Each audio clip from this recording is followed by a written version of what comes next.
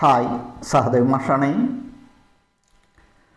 Geometry ബോക്സിലെ ഉപകരണങ്ങൾ ഉപയോഗിക്കുമ്പോൾ നിങ്ങൾ വരുത്തുന്ന തെറ്റുകൾ വളരെ നിസ്സാരമായ തെറ്റുകൾ അതെങ്ങനെ നിങ്ങളുടെ പ്രോഡക്റ്റിനെ ബാധിക്കും, നിങ്ങളുടെ ഉൽപ്പന്നത്തെ, അതിൻ്റെ പെർഫെക്ഷനെ ഏതൊക്കെ രീതിയിൽ ബാധിക്കും എന്നുള്ളതാണ് ഞാനിന്ന് പറയാൻ പോകുന്നത്. കാര്യം വളരെ നിസ്സാരമാണ്, പക്ഷേ അത് അതിൻ്റെ അവസാനത്തിലേക്ക് എത്തുമ്പം പ്രശ്നം ഗുരുതരമായി തന്നെ ഉണ്ടാകും. എന്താണ് നിങ്ങൾ വരുത്തുന്ന തെറ്റുകൾ? ഒരൊറ്റ ചോദ്യം. നിങ്ങളുടെ ഇൻസ്ട്രുമെൻ്റ് ബോക്സിൽ, ജിയോമെട്രി ബോക്സിൽ എത്ര പെൻസിലുണ്ട്? ഒരു ഇൻസ്ട്രുമെൻ്റ് ബോക്സിൽ എത്ര പെൻസിലുകൾ വേണം?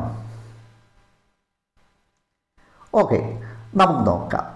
എൻ്റെ കയ്യിൽ കുട്ടികൾ സാധാരണഗതിയിൽ ഉപയോഗിക്കുന്ന ഇൻസ്ട്രുമെൻ്റ് ബോക്സിലുള്ള ചില ഉപകരണങ്ങളാണ്.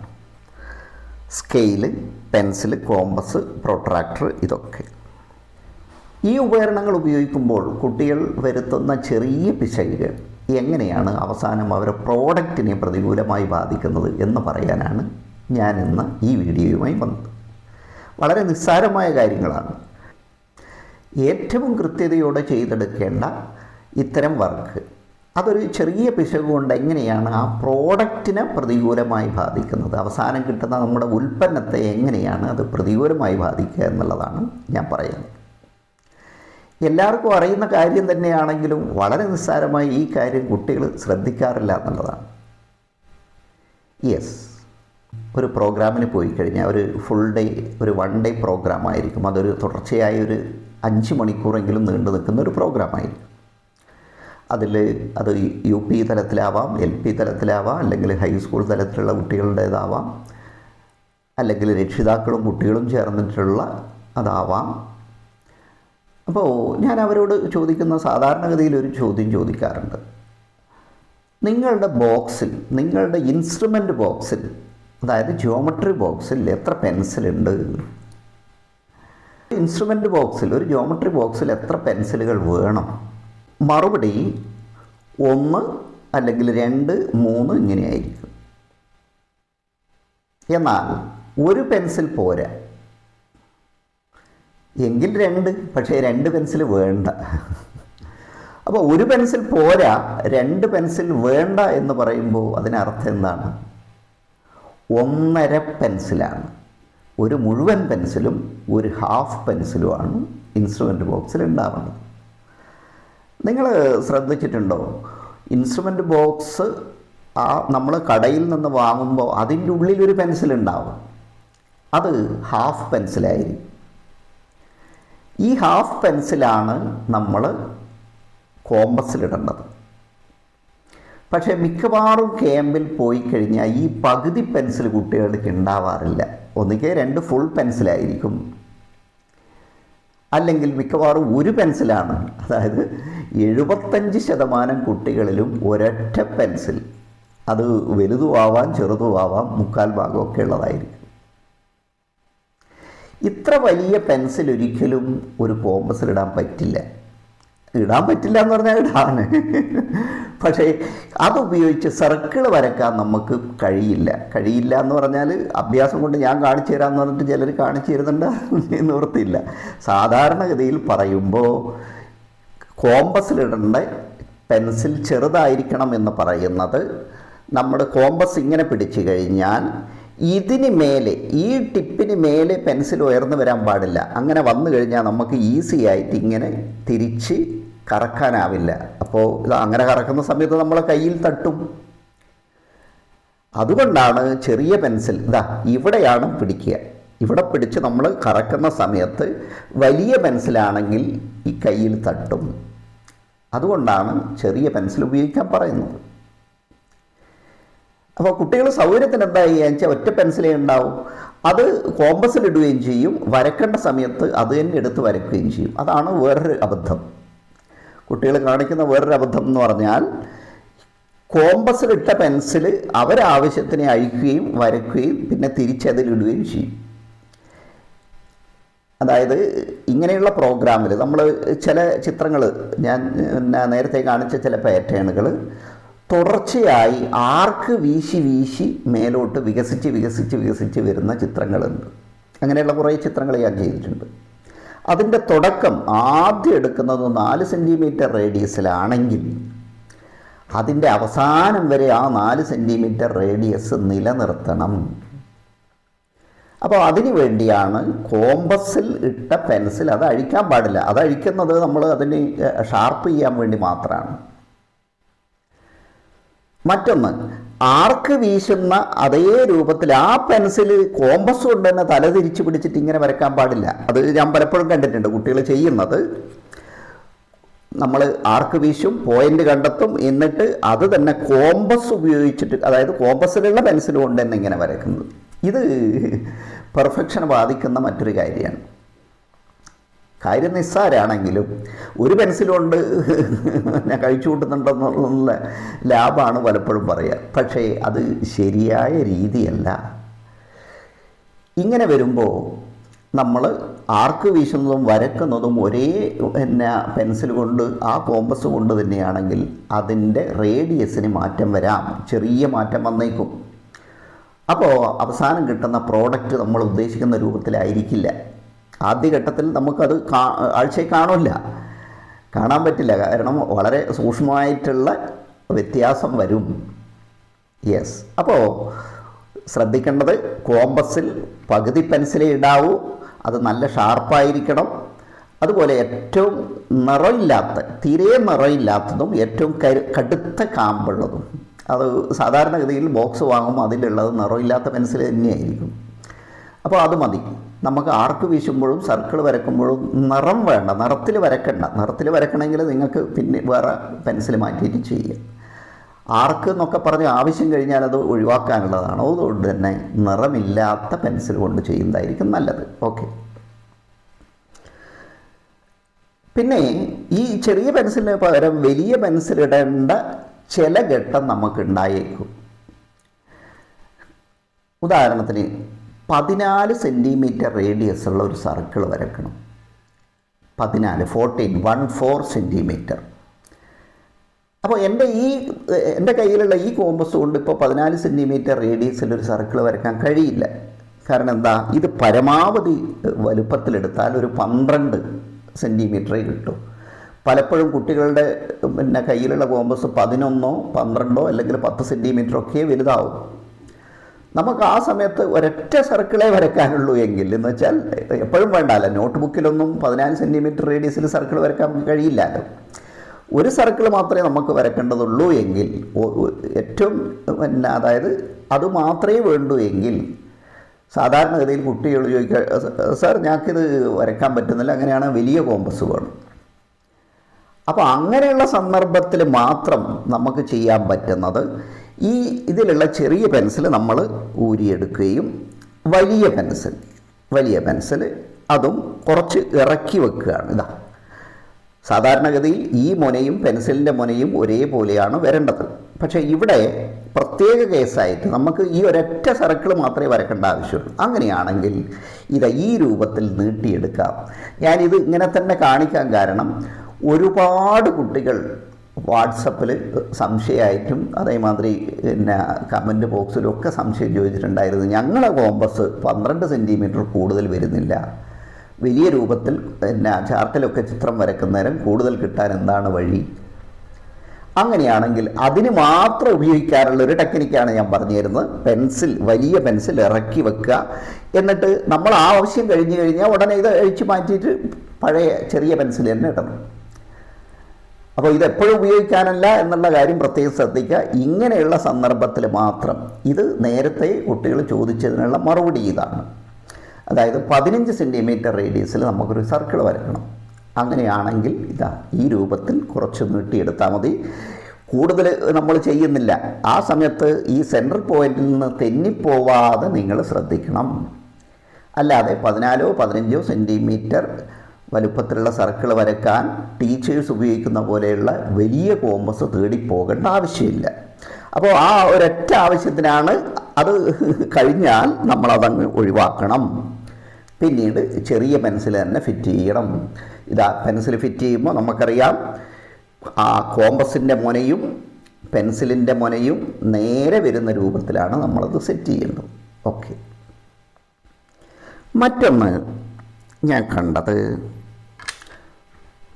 പെൻസിൽ എങ്ങനെയാണ് പിടിക്കുക എന്നുള്ളത്. വളരെ നിസ്സാരമായ കാര്യം, എങ്ങനെയാണ് പെൻസിൽ പിടിക്കുക, ഇതെങ്ങനെ. പക്ഷേ ഇങ്ങനെയല്ല, നമ്മൾ നേർരേഖ വരയ്ക്കുന്ന സമയത്ത് ഒരിക്കലും ഇങ്ങനെ പിടിക്കാൻ പാടില്ല. അപ്പോൾ ഇതൊരു 15 സെൻറ്റിമീറ്റർ നീളമുള്ള പെൻസിലാണെങ്കിൽ കുട്ടികൾ പിടിക്കുക ഇങ്ങനെ മധ്യഭാഗത്താണ്, ഒരു 7.5 സെൻറ്റിമീറ്റർ ഇപ്പുറത്തുണ്ടാകും. ഇത് നിങ്ങളെ പെർഫെക്ഷനെ ബാധിക്കും, നിങ്ങൾ ഉണ്ടാക്കുന്ന പ്രോഡക്റ്റിൻ്റെ ആ സൂക്ഷ്മതയെ ബാധിക്കുന്ന കാര്യമാണ്. അപ്പോൾ ഇങ്ങനെ കണ്ടാൽ ഞാൻ തമാശക്കെങ്കിലും കുട്ടികളോട് ചോദിക്കും, ഇതെന്താ ചൂട്ട് പിടിക്കും പോലെ പിടിക്കുന്നത്? അപ്പോൾ ചൂട്ട് നിങ്ങൾ കണ്ടിട്ടുണ്ടാവില്ല, ഏതെങ്കിലും പഴയകാല സിനിമയിലൊക്കെ കാണുന്നതേ ഇപ്പോൾ ഉള്ളൂ. ചൂട്ട് എന്ന് പറഞ്ഞാൽ ഓലച്ചൂട്ട്, ഓല അതിൻ്റെ അറ്റത്തുള്ള തുച്ച് എന്ന് പറഞ്ഞ ആ ഭാഗവും ഓലക്കണ്ണിയും ഒക്കെ ചേർത്ത് വെച്ച് കെട്ടി അതിൻ്റെ അറ്റത്ത് തീ കത്തിച്ചു കൊണ്ടാണ് ചൂട്ട് വീശിയിട്ട് നടക്കുക. ഇതെപ്പോഴും എൻ്റെ ഒക്കെ ചെറുപ്പത്തിൽ. അപ്പോൾ ഒരു 50-60 കൊല്ലം മുമ്പ് അന്ന് നാട്ടിൽ ടോർച്ചൊന്നും ഇല്ലായിരുന്നു. ടോർച്ച് എന്ന് പറഞ്ഞാൽ ആഡംബര വസ്തുവാണ്, വില കൂടിയതാണ്, സാധാരണഗതിയിൽ സാധാരണക്കാർക്കൊന്നും വാങ്ങാൻ പറ്റിയതല്ല ടോർച്ച്. അപ്പോൾ എല്ലാ വീട്ടിലും ഇത്തരത്തിലുള്ള ചൂട്ട് നേരത്തെ കെട്ടിവെച്ചിട്ടുണ്ടാവും. പ്രായമായ ആൾക്കാരുടെ ഒരു ജോലി അതാണ്, ചൂട്ട് കെട്ടിവെക്കുക. ഇതാർക്കാ? ഒന്ന് സ്വന്തം ഉപയോഗത്തിനും മറ്റൊന്ന് വഴി പോകുന്നവർക്ക് കൊടുക്കാനുമാണ്. അതായത് ആ സമയത്ത് മുഴുവൻ ഇരുട്ടാണ്, നാട്ടിൽ ഇലക്ട്രിസിറ്റി ഇല്ലാത്ത കാലത്താണ് ഈ പറയുന്നത്, വൈദ്യുതി ഒന്നും എത്തിയിട്ടില്ല, എല്ലാ വീട്ടിലും വളരെ ചെറിയ ചിമ്മിനി വിളക്കായിരിക്കും. അപ്പോൾ വളരെ ദൂരേക്ക് പോകേണ്ടവർ ഓരോ വീട്ടിൻ്റെ അന്ന് ഇടവഴി റോഡും ഒന്നല്ല ഉപയോഗിക്കുക, റോഡൊന്നും ഇല്ല, ഇടവഴിയിലൂടെ പോകാൻ കഴിയുകയില്ല, വീട്ടുമുറ്റത്തുകൂടെയാണ് ആൾക്കാർ സഞ്ചരിക്കുക. വീട്ടുമുറ്റത്തുകൂടെ നടന്ന് അടുത്താളെ പറമ്പിലേക്ക് കയറി അയാളെ വീട്ടുമുറ്റത്തുകൂടെ അങ്ങനെയാണ് പോവുക.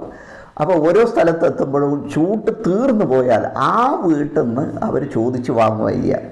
ചോദിക്കുന്നതിന് അവർക്കോ അല്ലെങ്കിൽ കൊടുക്കുന്നതിന് വീട്ടുകാർക്കോ മടി ഉണ്ടാവില്ല, കാരണം അതൊരു കൊടുക്കൽ വാങ്ങലിൻ്റെ കാലമാണ്. അപ്പോൾ ആ ചൂട്ട് പിടിക്കുക എന്ന് പറഞ്ഞാൽ ഇങ്ങനെയാണ്, അതായത് ഏറ്റവും അറ്റത്താണ് പിടിക്കുക, അറ്റത്തിങ്ങനെ വീശിയാണ് നടക്കുക. എന്തുകൊണ്ടാണ്? ഇങ്ങോട്ട് പിടിച്ചാൽ കൈ പൊള്ളും. അപ്പോൾ അതാണ് ഞാൻ ചോദിച്ചത്, എന്താ ചൂട്ട് പിടിക്കുന്ന പോലെ പിടിക്കുന്നത്? അപ്പോൾ പെൻസിൽ ഏറ്റവും അടുത്താണ് പിടിക്കേണ്ടത്. നമ്മൾ വരയ്ക്കുമ്പോൾ ഇതിൻ്റെ കൊണ്ട് ഏറ്റവും അടുത്താണ് പിടിക്കേണ്ടത്. ഇങ്ങനെ പിടിച്ചാൽ കൈ പൊള്ളില്ലാലും, കാരണം ഇതിൻ്റെ അറ്റത്ത് തീയൊന്നുമില്ലാലും. അപ്പോൾ നിങ്ങൾ ശ്രദ്ധിക്കേണ്ട ഒരു കാര്യം, സ്കെയിലും പെൻസിലും വെച്ച് വരയ്ക്കുന്ന സമയത്ത്, നേർരേഖ വരയ്ക്കുന്ന സമയത്ത് ഏറ്റവും അടുത്താണ് പിടിക്കേണ്ടത്. ഇത് പറയാൻ കാരണം എന്താ വെച്ചാൽ, ഞാൻ ചെല്ലുന്ന ക്യാമ്പുകളിൽ 75% കുട്ടികളും ഇങ്ങനെ പിടിക്കുന്നു എന്നുള്ളതുകൊണ്ടാണ്. ഇത് പെർഫെക്ഷനെ ബാധിക്കും, കൃത്യതയെ ബാധിക്കും. അതാണ് ഏറ്റവും അടുത്ത് വെക്കാൻ പറയുന്നത്. യെസ്. ഇനി മറ്റൊരു കാര്യം, നമ്മൾ പ്രൊട്രാക്ടർ ഇത് നിങ്ങളൊക്കെ ബോക്സിലുള്ള തന്നെയാണ്. ഇതിൽ നമുക്ക് ഓരോ 10 ഡിഗ്രി പോയിൻ്റ് ഇട്ട് അടയാളപ്പെടുത്തണം. അപ്പോൾ നമ്മൾ മധ്യബിന്ദു വെച്ച് അതിൽ കൃത്യമായിട്ട് ഈ പോയിൻ്റ് വെച്ച് കറക്റ്റ് 0, 10, 20, 30 ഇങ്ങനെ അടയാളപ്പെടുത്തി പോവുകയാണ്. ഇതെങ്ങനെയാണ് നിങ്ങൾ ചെയ്യുക? ഇരുന്നിട്ടാണോ നിന്നിട്ടാണോ എന്നുള്ളതാണ് ചോദ്യം. സാധാരണഗതിയിൽ സ്കൂളിലാണെങ്കിൽ ബെഞ്ചിലിരുന്ന് ഡെസ്കിൽ വെച്ചാണ് നമ്മൾ ചെയ്യുക. വീട്ടിലാണെങ്കിലോ മേശപ്പുറത്ത് വെച്ച് നമ്മൾ ഇരിക്കുന്നത് ഒന്നുകിൽ സ്റ്റൂളിലായിരിക്കും അല്ലെങ്കിൽ കസേരയിലായിരിക്കും. യെസ്. അങ്ങനെ ഇരിക്കുന്ന സമയത്ത് നമ്മൾ ആ കാഴ്ച ഉണ്ടല്ലോ, ഈ കണ്ണിൻ്റെ ഒരു കാഴ്ച, അതായത് നമ്മുടെ കണ്ണും പുസ്തകവും തമ്മിലുള്ള ആ കോണളവ്, അത് എത്ര ഡിഗ്രി ആയിരിക്കും? ഒരു 40 ഡിഗ്രി അല്ലെങ്കിൽ 45 ഡിഗ്രി ആയിരിക്കും. അപ്പോൾ അങ്ങനെ വരുന്ന ആ ഒരു കോണളവ് മാത്രം മതി നമ്മളെ ഈ അളവിൽ പെശക് വരുത്താൻ. സ്കെയിൽ വെച്ച് അടയാളപ്പെടുത്തുമ്പോഴും അങ്ങനെയാണ്. നമുക്കിപ്പോൾ 0, 1, 2, 3, 4, 5 അങ്ങനെ സെൻറ്റിമീറ്റർ അടയാളപ്പെടുത്തി പോകണം. അപ്പോഴും ഈ പ്രശ്നമുണ്ട്. അപ്പോൾ ഇരുന്നിട്ട് ചെയ്താൽ ശരിയാവില്ല. കാരണം എന്താ? നമ്മൾ കാണുന്നത് 45 ഡിഗ്രി കോണളവിലാണ്. ശരിക്കും കാണേണ്ടത് എങ്ങനെയാണ്? നമ്മൾ എഴുന്നേറ്റ് നിൽക്കുമ്പോൾ ശരിക്കും ഇങ്ങനെയാണ് ഉണ്ടാവുക. ഒന്ന് മുന്നോട്ട് കുനിച്ചിട്ടാണല്ലോ നമ്മൾ ഉണ്ടാകുക. അപ്പോൾ കറക്റ്റ് 90 ഡിഗ്രിയിലാണ് നമ്മുടെ നോട്ടം വരിക. അല്ലെങ്കിൽ ഇരുന്നിട്ടാണെങ്കിൽ നമ്മുടെ നോട്ടം 40-45 ഡിഗ്രിയിലായിരിക്കും. ശരിക്കും ഇത് കറക്റ്റ് 90 ഡിഗ്രി തന്നെ നോക്കേണ്ടതാണ്. പ്രത്യേകിച്ചും ആംഗിൾ എടുക്കുമ്പോൾ അതേമാതിരി സെൻറ്റിമീറ്റർ അടയാളപ്പെടുത്തുമ്പോഴെല്ലാം കൃത്യമായിട്ട് അവിടെ എഴുന്നേറ്റ് നിന്ന് ചെയ്യുന്നതായിരിക്കും നല്ലത്. സൂക്ഷ്മത കിട്ടാൻ, കൃത്യത കിട്ടാൻ, അതിൻ്റെ നമ്മൾ ഉണ്ടാക്കുന്ന ആ ഉപകരണത്തിൻ്റെ അല്ലെങ്കിൽ ചിത്രത്തിൻ്റെ പെർഫെക്ഷന് വേണ്ടി നമ്മൾ അവിടെ ഒന്ന് എഴുന്നേറ്റ് നിൽക്കണം. മറ്റൊന്ന്, നമ്മളെന്തെങ്കിലും ഗണിതത്തിൻ്റെ ഉൽപ്പന്നമാണ് ഉണ്ടാക്കുന്നതെന്ന് വിചാരിച്ചോ, മോഡലോ അങ്ങനത്തെ എന്തെങ്കിലുമാണ് ഉണ്ടാക്കുന്നത്, അപ്പോഴും ഇത് ചെയ്യണം. കാരണം എന്താ, കൃത്യമായിട്ട് അളക്കാനും വരക്കാനും മുറിക്കുക നമ്മൾ കട്ടർ ഉപയോഗിച്ചിട്ട്, സ്കെയിലും കട്ടറും ഉപയോഗിച്ചിട്ടായിരിക്കും ചെയ്യുക. ആ സമയത്ത് ഇടത് കൈ നന്നായിട്ട് പ്രസ് ചെയ്ത് പിടിക്കണം. ഇടത് കൈ നന്നായിട്ട് പ്രസ് ചെയ്ത് പിടിച്ചാൽ മാത്രമേ നമുക്ക് നന്നായിട്ട് മുറിച്ചെടുക്കാനാവും. അപ്പോൾ ഇരുന്നിട്ടാണെങ്കിൽ നമുക്ക് ശക്തി കൊടുക്കാനാവില്ല. ഇരുന്നിട്ടാണോ നിന്ന് ചെയ്യുമ്പോഴാണോ നമുക്ക് കൂടുതൽ പ്രസ് ചെയ്യാനാവുക, അത് നിന്നിട്ട് തന്നെയാണ്. അപ്പോൾ ആ സമയത്തും മുറിക്കുന്ന സമയത്തും നമ്മൾ അവിടെ എഴുന്നേറ്റൊന്ന് ചെയ്യുകയാണ് വേണ്ടത്. അല്ലാത്ത സമയത്ത് നമുക്ക് ഇരുന്ന് തന്നെ ചെയ്യാം. ഓക്കെ. അപ്പോൾ ഇതൊക്കെ വളരെ നിസ്സാരമായ കാര്യമായിട്ട് തോന്നുമെങ്കിലും ശ്രദ്ധിക്കേണ്ട കാര്യമാണ്. നിങ്ങൾ ഉണ്ടാക്കുന്ന പ്രോഡക്റ്റ് ഏറ്റവും നന്നായിട്ട് കിട്ടാൻ വേണ്ടി പറയുന്ന കാര്യങ്ങളാണ്. ഇനി മറ്റൊരു കാര്യം, പല ചിത്രം ഉണ്ടാക്കുന്നപ്പോഴും നമുക്ക് പാരലലായിട്ടുള്ള ലൈന് ധാരാളമായിട്ട് വരക്കേണ്ടി വരും, സമാന്തരമായിട്ടുള്ള വരകൾ. അത് ഒരുപാട് ചിത്രങ്ങളിൽ നമ്മളങ്ങനെ കാണുന്നുണ്ട്. ഇനി ചിത്രമല്ല, നമ്മളെന്തെങ്കിലും ചെയ്യുകയാണെങ്കിലും നമുക്ക് കുറേ പാരലൽ ലൈന് വരക്കണം. പോയിൻ്റുകൾ ഇട്ട് വെച്ചിട്ടുണ്ട്. ഉദാഹരണത്തിന് 1 സെൻറ്റിമീറ്റർ, ഒരു 10 സെൻറ്റിമീറ്റർ നീളവും വീതിയുള്ള സമയതരത്തിൽ നമുക്ക് ഗ്രിഡാക്കി തിരിക്കണം. അപ്പോൾ 10 × 10 100 സമയതരങ്ങൾ 1 സെൻറ്റിമീറ്ററിലാണെങ്കിൽ 1 സെൻറ്റിമീറ്റർ സ്ക്വയർ ആയിട്ടുള്ള 100 സമയതരങ്ങൾ കിട്ടും. അപ്പോൾ പോയിൻ്റ് ഇട്ട് വെച്ചിട്ടുണ്ട്, 4 ഭാഗത്തും പോയിൻ്റ് ഇട്ട് വെച്ചിട്ടുണ്ട്. നമ്മൾ ഇവിടുന്ന് ആ വരക്കൽ തുടങ്ങുക. ഇടതുവശത്തൊന്നും വരച്ച് വലതുവശത്തേക്ക് പോകുന്നതാണ് സാധാരണ കുട്ടികൾ ചെയ്യുന്നത്. കാരണം എന്താണെന്നറിയോ, നമ്മളെല്ലാം എഴുത്ത് തുടങ്ങുന്നത്, അതായത് ഈ അറബി ഭാഷ ഒഴിച്ച് മറ്റേതെങ്കിലും ഭാഷയുണ്ടോ എന്ന് എനിക്കറിയില്ല, മറ്റേത് ഭാഷയാണെങ്കിലും മലയാളമാണെങ്കിലും ഇംഗ്ലീഷാണെങ്കിലും ഹിന്ദി ആണെങ്കിലും എല്ലാം എഴുതി തുടങ്ങുന്നത് ഇടതുവശത്തു നിന്നാണ്. ഇടതുവശത്തെ മാർജിനോട് ചേർന്ന് വലതുവശത്തേക്കാണ് എഴുതിപ്പോവുക. ഇതാണ് നമ്മുടെ ഒരു ശീലം. അതായത് ഇടത്ത് നിന്ന് തുടങ്ങി വലത്തോട്ട്. അതുകൊണ്ട് തന്നെയാണ് കുട്ടികൾ ഇടത്ത് നിന്ന് തന്നെയാണ് വരച്ച് തുടങ്ങുക. അപ്പോൾ ഇടത്തുനിന്ന് വരച്ച് ഒരു വര വരച്ച് വലത്തോട്ട് നീക്കി, രണ്ടാമത്തെ വര വരച്ച് വലത്തോട്ട് നീക്കി, മൂന്നാമത്തോ ഇങ്ങനെ പോകും. അപ്പോൾ ഇവിടെ ഒരു പ്രശ്നമുണ്ട്. ആദ്യത്തെ വര വരച്ച് രണ്ടാമത്തെ വര വരക്കുമ്പോൾ സ്കെയില് ആദ്യം വരച്ച വരയുടെ മേലെയാണ് വന്ന് നിൽക്കുന്നത്. എന്ന് വെച്ചാൽ ആദ്യം വരച്ച വര സ്കെയിലിൻ്റെ ഉള്ളിലാണുള്ളത്. അപ്പോൾ രണ്ടാമത്തെ വര പാരലൽ ലൈനാണോ എന്ന് തിരിച്ചറിയാൻ കുറച്ച് ബുദ്ധിമുട്ടുണ്ടാകും, തെറ്റിപ്പോവാൻ ഒരുപാട് സാധ്യതയുണ്ട്. അതുകൊണ്ട് ഈ രൂപത്തിൽ തുടർച്ചയായി പാരലൽ വരകൾ വരയ്ക്കുന്നതാണെങ്കിൽ നിങ്ങൾ ചെയ്യേണ്ടത്, ആദ്യം ഏറ്റവും വലത്തേ അറ്റത്തുള്ള ഒന്നും ചേർത്താണ് വരയ്ക്കേണ്ടത്. 1 to 1 വരച്ചതിന് ശേഷം സ്കെയിൽ പിന്നോട്ടാണ് പിന്നോട്ട് നീങ്ങി, രണ്ടും ചേർത്ത് വരയ്ക്കുന്നത്, വീണ്ടും പിന്നോട്ട് നീങ്ങുന്നു, മൂന്നും ചേർത്ത് വരയ്ക്കുന്നത്, വീണ്ടും പിന്നോട്ട്. അപ്പോൾ നമ്മൾ വരയ്ക്കുന്ന അല്ലെങ്കിൽ വരച്ച എല്ലാ വരകളും കണ്ട് തന്നെ അടുത്തടുത്ത വര വരച്ച് പോവുക. അപ്പോൾ തുടർച്ചയായി പാരലൽ ലൈൻ വരയ്ക്കേണ്ട അവസരം വന്നാൽ നിങ്ങൾ ഒരിക്കലും ഇടത്ത് നിന്ന് വരച്ച് തുടങ്ങി വലത്തോട്ട് പോവരുത്. പിന്നെയോ വലത്ത് നിന്നാണ് ആദ്യം തുടങ്ങേണ്ടത്. വലത്ത് നിന്ന് തുടങ്ങി വരച്ച് ഇടത്തോട്ട് പോവുക. എങ്കിൽ മാത്രമേ നമ്മൾ വരച്ച വര കണ്ടുകൊണ്ട്, ആദ്യം വരച്ച വര കണ്ടാലേ രണ്ടാമത്തെ വര തെറ്റിപ്പോയിട്ടുണ്ടോ ഇല്ലയോ എന്ന് മനസ്സിലാവും. അതുകൊണ്ടാണ് അങ്ങനെ പറയുന്നത്. ഓക്കെ, അങ്ങനെ കൃത്യമായിട്ട് നമുക്ക് വരച്ച് കൊണ്ടുപോകാൻ പറ്റും. യെസ്. മറ്റൊന്ന്, പെൻസിൽ ഏറ്റവും ഷാർപ്പായിരിക്കണം. അതുപോലെ ഉപയോഗിക്കുന്ന സ്കെയിൽ വെറുതെ ഇങ്ങനെ ഇരിക്കുമ്പോൾ ഇങ്ങനെ അടിച്ച് കളിക്കുന്ന ശീലം നിങ്ങൾക്കുണ്ടെങ്കിൽ ഇതിൻ്റെ അറ്റം സ്ട്രെയിറ്റ് ആയിരിക്കില്ല. അപ്പോൾ ചില കുട്ടികളിങ്ങനെ വരയ്ക്കുന്ന സമയത്ത് ആവശ്യമില്ലാത്ത വളവും തിരിവുമൊക്കെ കാണാം. ഇടത് കൈ അമർത്തിപ്പിടിച്ചിട്ടാണ് വരക്കേണ്ടത്. ചില കുട്ടികൾ ഇതാ ഈ ഒരു ഭാഗത്ത് മാത്രം തൊട്ട് പിടിച്ചിട്ട് വരക്കുന്നതാണ്. അറ്റത്തേക്ക് എത്തുമ്പോൾ സ്കെയില് നീങ്ങാൻ തുടങ്ങും. അപ്പോൾ സ്കെയിലിൻ്റെ മധ്യഭാഗത്താണ് നമ്മൾ കൈ അമർത്തി വെക്കേണ്ടത്. വിരൽ അമർത്തി തന്നെ വെച്ചിട്ടാണ് വരയ്ക്കേണ്ടത്.